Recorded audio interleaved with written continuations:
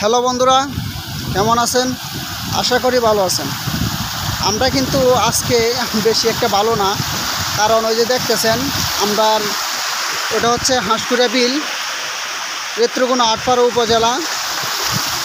তো দেখুন গাইস, ওই যে বেরিবান ভেঙে কিন্তু পানি ডিঙ্গে আমাদের খাওয়ারে ঢুকছে। কি পরিমাণ একটা শব্দ হচ্ছে আপনারা নিজে দেখতে পাচ্ছেন।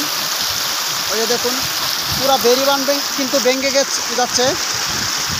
তো হ্যালো ভাই, ভালো আছেন? আসসালামু আলাইকুম ভাই। ওয়ালাইকুম আসসালাম। কেমন আছেন ভাই? আলহামদুলিল্লাহ ভাই, আপনার কী অবস্থা ভাই? জি আলহামদুলিল্লাহ আছি ভালো। এখন তো ভালোই ছিলাম এতদিন, তবে এখন ভালো না বর্তমানে।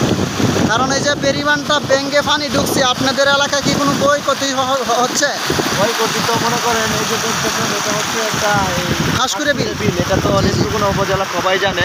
জি তবে এটা হচ্ছে বিশাল বড় একটা, এই যে বেরিয়া দেখছেন না, বিল বিশাল বড় একটা বিল। আর দ্বিতীয় কথা হচ্ছে এটা হচ্ছে আমাদের গ্রামের, এই যে এটা আমাদের গ্রামের একটা বাউন্ডারি এরিয়া, মানে এই যে বেরিবাঁধ, এই বেরিবাঁধের ভিতরে যে বাউন্ডারিটা আছে এটা তুলনায় আমাদের গ্রামে।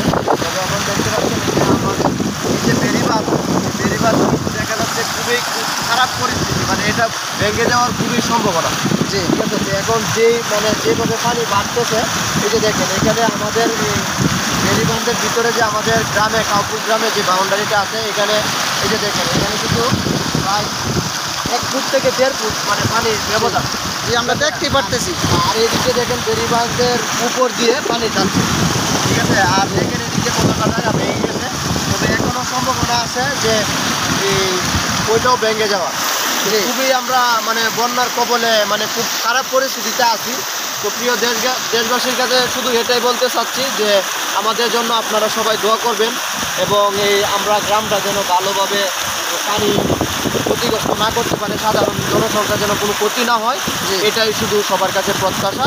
এবং আমাদের প্রিয় দেশ এবং দেশের বাইরে থেকে যারা ভিডিওটা দেখছেন সবার কাছে এটাই, আমাদের জন্য সবাই দোয়া করবেন।